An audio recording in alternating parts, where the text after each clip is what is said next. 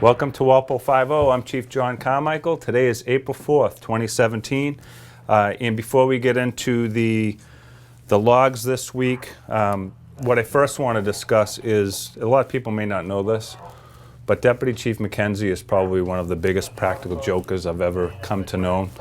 And every year I cringe when it comes up to April Fool's Day, April 1st, because he's such a practical joker. He gets me every year, so I try and be on my toes and pay attention to what's going on. And this year, as in years past, he got me again.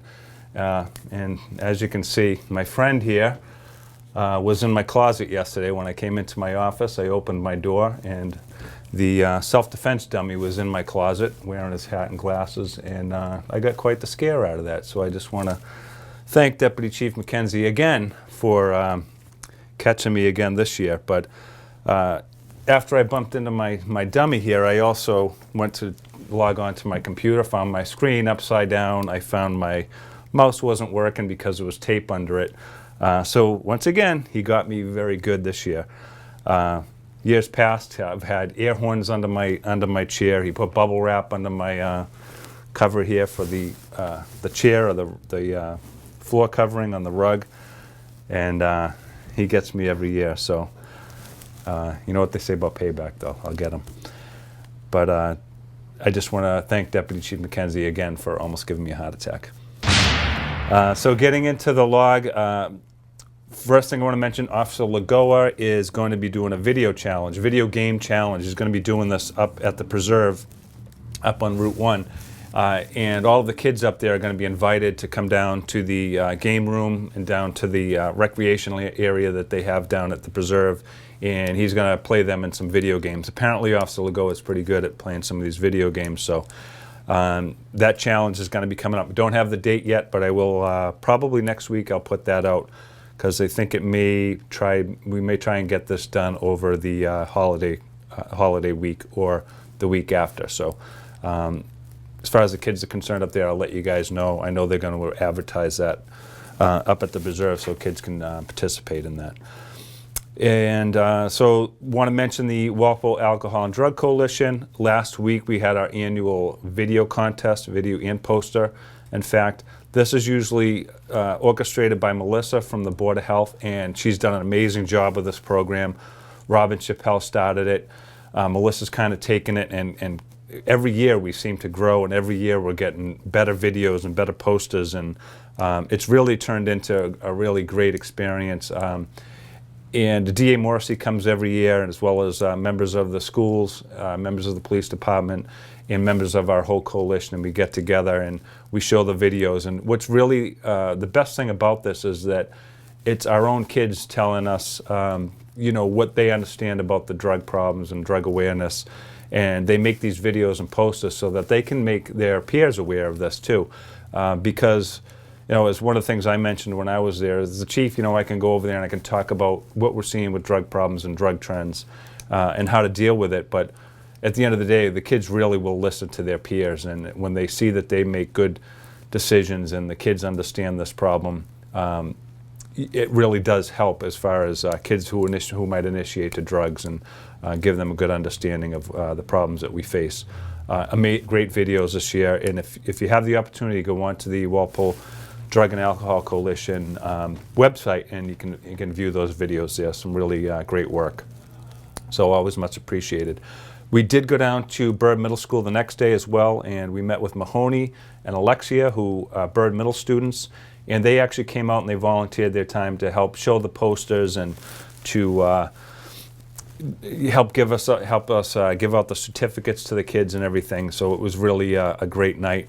Dedham Savings always donates to help for the cash prizes, and then we also had Scoops, who gave some gift certificates to every kid that participated, as well as a certificate from the police department. So great event. We look forward to it every year.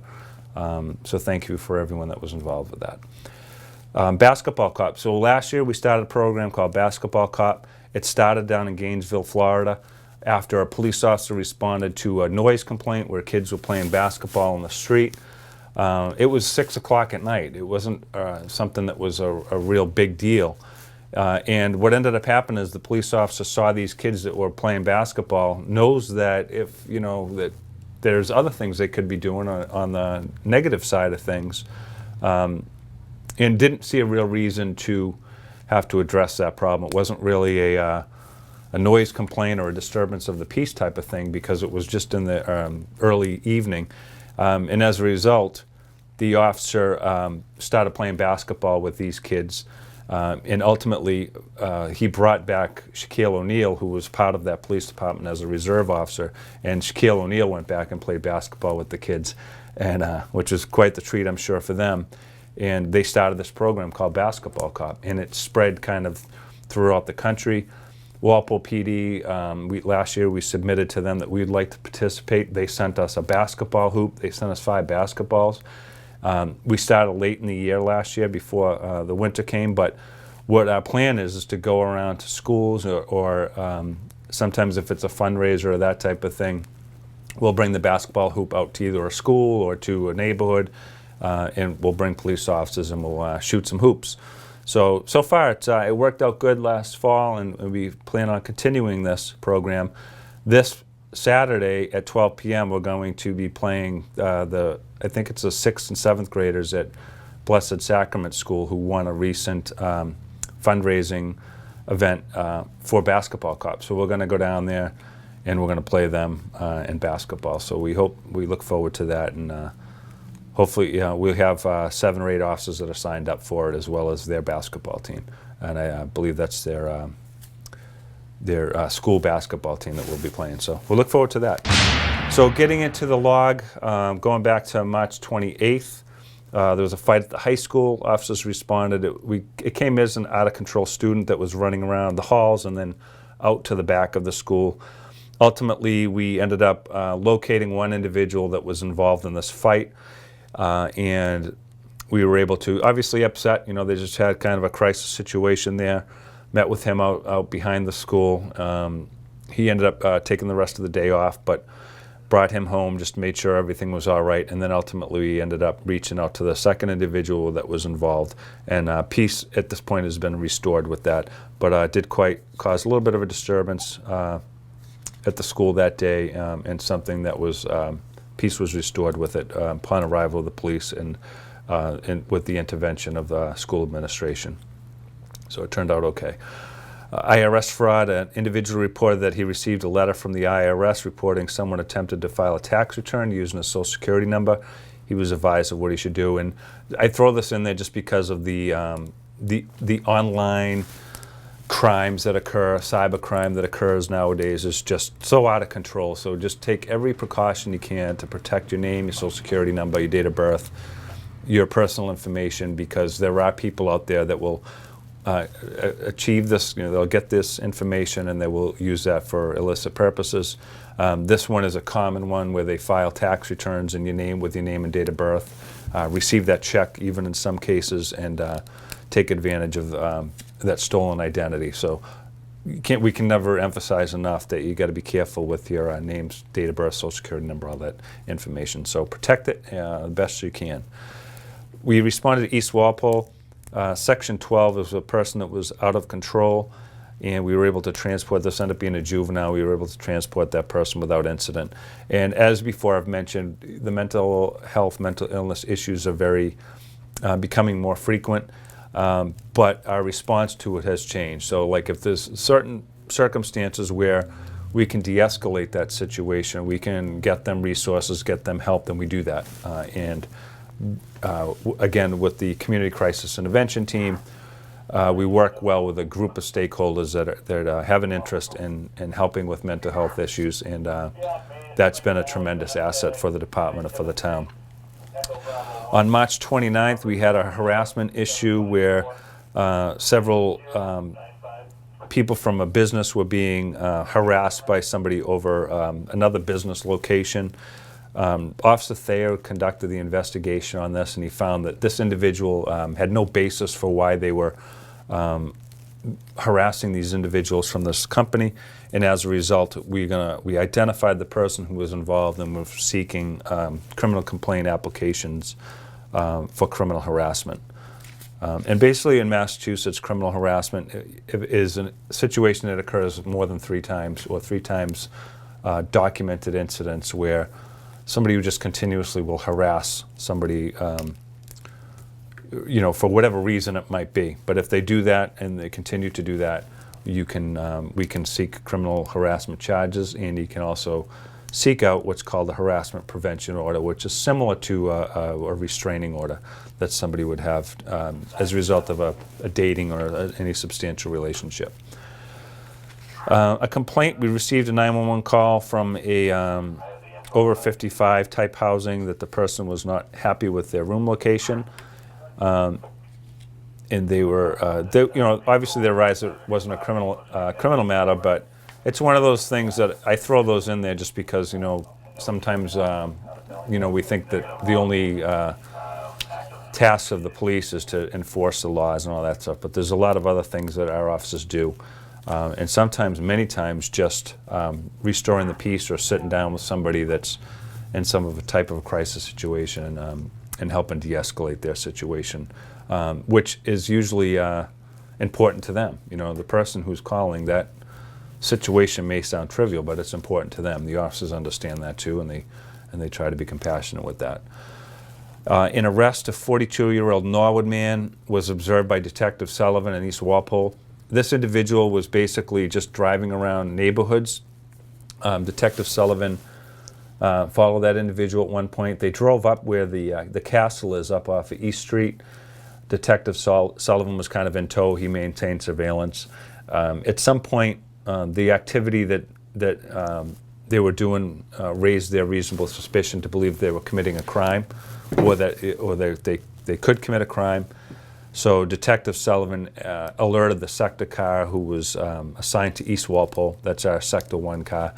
And that was with Officer Kevlich and our new officer, Michelle Slavin, who they were able to catch up with this vehicle on Washington Street and stop that motor vehicle. And when they did, they found that one of the occupants in that vehicle had 2 default warrants, one out of Dedham and one out of Wrentham Court. So as a result, they made an arrest of this 42-year-old man. And there was no other charges except for one of the initial reasons for stop is failing to have the vehicle inspected, so they were cited for that and then arrested on the default warrants. So great job in following it up and seeing that activity take place in the first place. So moving on to March 30th, 2017, it was a search warrant. This was executed at 252 Norfolk Street, and this was the second search warrant that Walpole Police executed within about a week. The first one resulted in the seizure of trafficking weight heroin as well as trafficking weight fentanyl. This second search warrant was, this investigation started with overdoses, where we were having, a couple weeks ago in Walpole, we had about 4 overdoses in a week, 3 of them within a 72-hour time frame. And as a result of not those particular overdoses, but prior to that, we had some overdoses that seemed to be linked back to this address. And I can't get into how we determined that, but we did. And our drug detectives started to work this case, and they ended up sharing information with other departments, Dedham PD, Norwood PD, and we found that there was some similarities between some of our overdoses, some overdoses in Norwood, some drug activity that was taking place in Dedham, and as a result, there was a gathering of these resources with our detectives from each agency, and we started an investigation under our drug task force, which is NORPAC. And NORPAC stands for Norfolk County Police Anti-Crime Task Force. NORPAC is basically a serial crime, major crime, but primarily focuses on drug crime. And it's a consortium of 15 different agencies that are in Norfolk County.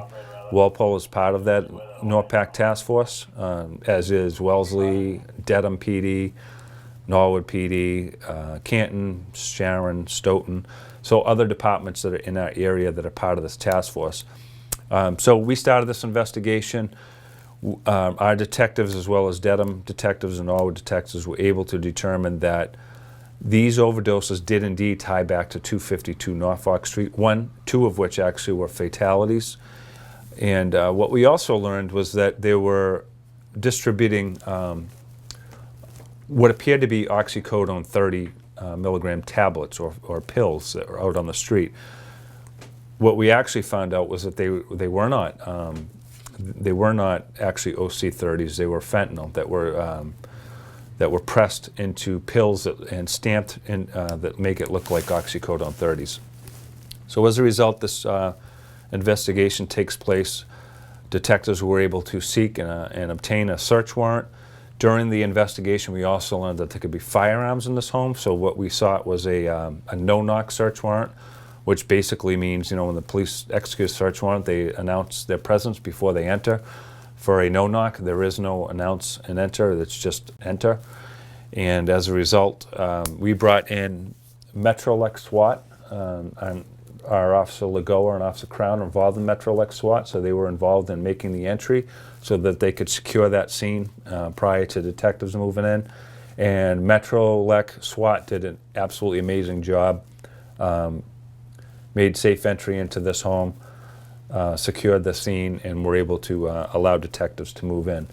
Now, as we executed this search warrant, 5 individuals were inside. 5 individuals were tied to violating our drug laws in some way, shape, or form. And as a result, we were able to recover trafficking weight fentanyl, as well as some cocaine. Marijuana was in the home, as well as other opiate-type pills and that type of thing. We also recovered 4 firearms from that location, and as a result, all 5 individuals were arrested. Now, it's important to note that we know without the assistance of SWAT, we would not have been able to do this case the way that we wanted to. So again, I have to offer my thanks to them. We know that drug dealing doesn't have any geographical boundaries. That's why our task force is so important. The drug dealer that comes to Norwood might be the same one that comes to Walpole, that goes to Dedham, and they travel around. They're very transient. So our detectives did a great job with this. Dedham detectives and Norwood detectives did a great job as well. And really, at the end of the day, what these guys did is they protect our town. They save us from further overdoses. They save us from further crime and fear of crime and that type of thing that takes place in our neighborhood. And if you don't nip it in the bud, then it can become exacerbated in the town. So they did a great job with that. Typically, again, what we do is we'll notify the landlords of that location that they either have to go through an eviction process and get them out of there, or if drug dealing continues to take place at that location, the next time we'll seek forfeiture on that residence. And usually that's enough to process that and make people understand it. So that's about it on that. There was an arrest at a gym on Route 1.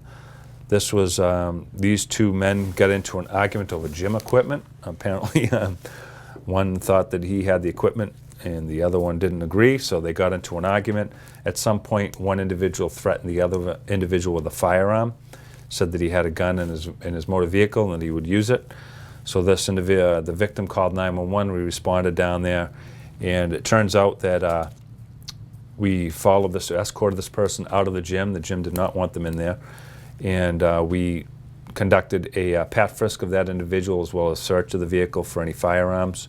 The person did have an active license to carry from another community, to which we have sent them the report so that they can flag that license to carry, and ultimately, hopefully, they will suspend it and or revoke it. But as a result, one of the other interesting things that occurred here was that when this individual got out into the parking lot, he recorded the police officers on a cell phone device, and it was also arrested and charged for our wiretapping statute, or intercepting oral communications, because it was done covertly, and the individual secretly recorded the police officers without their knowledge. And there is a case law in Massachusetts. There's an appeals case called Glick versus Cuniff.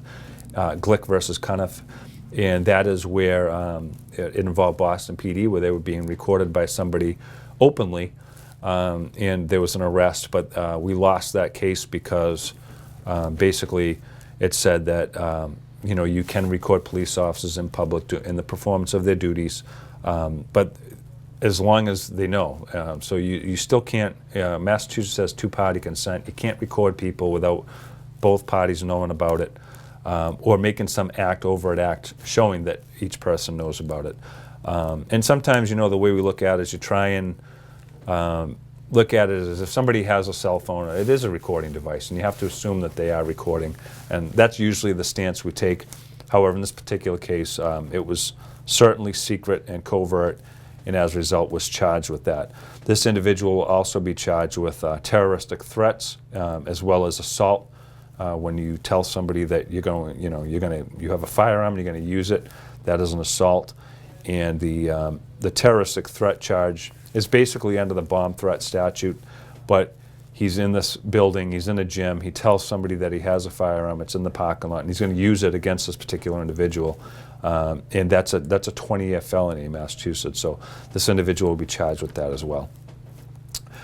Moving on, we went back to 252 Norfolk Street to conduct a second search warrant, because after the search warrant was executed, we found that through the use of investigative techniques, that there could have been more fentanyl that was back at that home.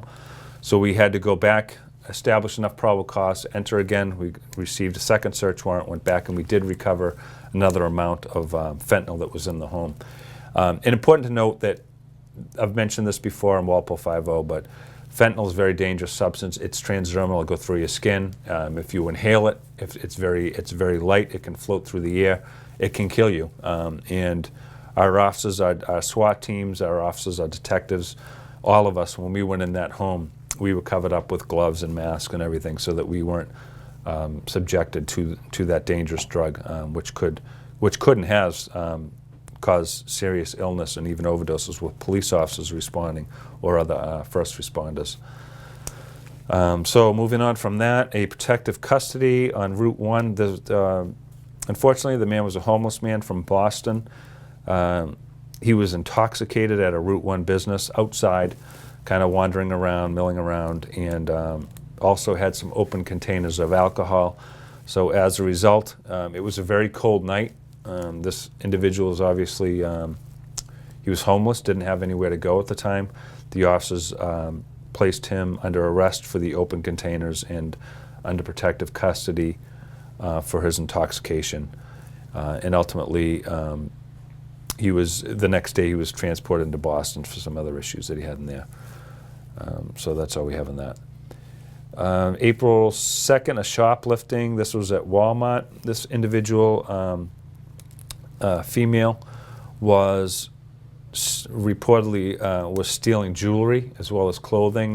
She had a lot of the jewelry that was secreted inside of her purse within her clothing, as well as some other clothing that she had gone into a dressing room and secreted these other pieces of clothing under her regular clothing. As a result, we were notified by loss prevention officers who went down there. They placed the female under arrest for shoplifting, and mostly because when they got down there and they were conducting their search incident to arrest, they discovered that she had multiple types of drugs on her person that she did not have prescriptions for, and some of those drugs including Suboxone, as well as Adderall and Xanax. Now, as I've mentioned many times before, the crime that occurs in Walpole, our biggest public safety issue is drug abuse, the ancillary crime that's associated. And what we do see a lot of times is that our crimes are linked to fueling the addiction issue. And this is a perfect example of that. We have an individual who is in a store, they're stealing jewelry and clothing basically to support their habit, which is obviously has to do with opiates as well as drugs like Adderall and Xanax. Now, the other issue with this, the concerning issue with this, is those are the drugs, similar drugs that are causing our overdoses. So you're taking Suboxone, which is a drug to help you with your drug cravings or opiates, but then in the same sense, you're using Adderall, which is a stimulant, and Xanax, which is a sedative, and those drugs counteract. They don't work well together, and as a result, people can overdose from that. So, point taken that what we do is, aside from this stuff, is we continuously will give our resource guides, our resource kits to these people, so that they can seek some help. An arrest was a juvenile arrested at Longview Farm. This was after this person was in a crisis type situation and began to smash windshields of some of the staff members, smashed windshields of 4 or 5 vehicles, and then the police arrived and placed that individual under arrest for malicious destruction of property. Another incident of malicious destruction, Officer Lagoa responded to Sector 2. This was for vandalism that was done to somebody's driveway. Officer Lagoa is following up as there is a suspect in this case, and he will address that situation. Okay. So next one, this is April 3rd. This is Officer Slavin, our new officer, one of our new officers. She was conducting an investigation to a missing cell phone. The phone has been missing or stolen for over a month, and was able to go back and check with Longview Farm on this one. And as a result, this case has not been solved yet, but it appears that this cell phone could have been stolen, and Officer Slavin's following up with that to try and assist the victim in this case. On April 3rd, an individual, this was another section where an individual, we received a call for a male that was running down West Street. It was intoxicated and also in a crisis situation. The officers responded down there. And this is a very dangerous type of situation, but when the officers got there, they were in the middle of the street and they refused to show their hands. They refused to cooperate with the police, and the individual was actually making movements so that the police would use deadly force. Obviously very unfortunate type of a situation. Officer Maganello was the officer that responded. I read his report. He did an amazing job in doing what he was supposed to do in this case. Many times we've had situations like this where, you know, people are in a crisis type of situation and they try and have the police use force against them.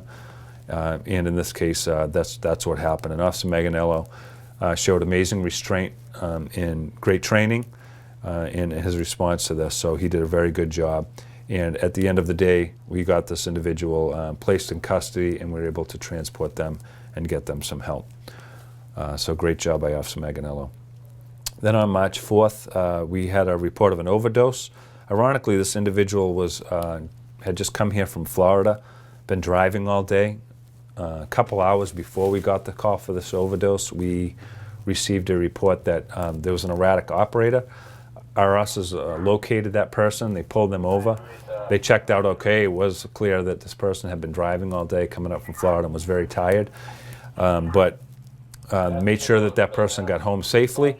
And about 2 hours later, we got a call to go to the address from where this person was headed to, that there was an overdose. Officers responded. They found an individual that was unresponsive and needed to be revived. The fire department also responded with police, and they were able to administer Narcan and get that person back to responsiveness. So a good turnout there, and something that you know, we're glad that turned out right, and that someone was able to call and see this overdose. Then also on the 4th, we had a protective custody. This was for an intoxicated person that was on Route 1 at a business, kind of wandered in there. And our officers responded. They found that there was an individual there that showed obvious signs of intoxication. And as a result, nobody else around there to assist or help that person. So we placed that individual into protective custody, transported back to the police station. And under the protective custody statute, we can hold somebody that we believe to be intoxicated and unable to care for themselves up to 12 hours. So that person was held in lockup and then released in the morning. You know, those occur quite often. So held them up to almost up to the 12 hours and then released them once they're sobered up and let them go. When you hear protective custody, though, it's important to note that there is no criminal charge. Protective custody is separate from anything that's criminal, and there is no record generated. There's no Corey information generated. It's just basically taking care of that person and making sure that they don't hurt themselves or anybody else in these matters. And as I mentioned before, we do have protective custody for drugs now as well. So a little bit differently, we don't actually take them in custody and bring them to the police station. Protective custody for drugs, we bring them to a hospital or detox or that type of situation there. But just touching back on our overdoses, the one on March 4th, that being our 13th overdose of the year, and with 4 fatalities. And looking back, I like to keep the town informed of our past overdoses. In the past 5 years, we've had 141 overdoses, and we've had 30 fatalities. And you know, as I've mentioned before, those are more than numbers. These are our neighbors and people in our community, and we have to continue to be very aggressive in how we deal with the addiction problem, giving them the resources and the help that they need. And then on the other side of it, as far as the police concerned, relentlessly going after the drug dealers and the people who are choosing to tear at the fabric of the community, and the people who are choosing to distribute this poison in our community and that are hurting people and causing great harm. So we as a police department will relentlessly go after the drug dealers. And we use all the resources that we have to do that, and we do.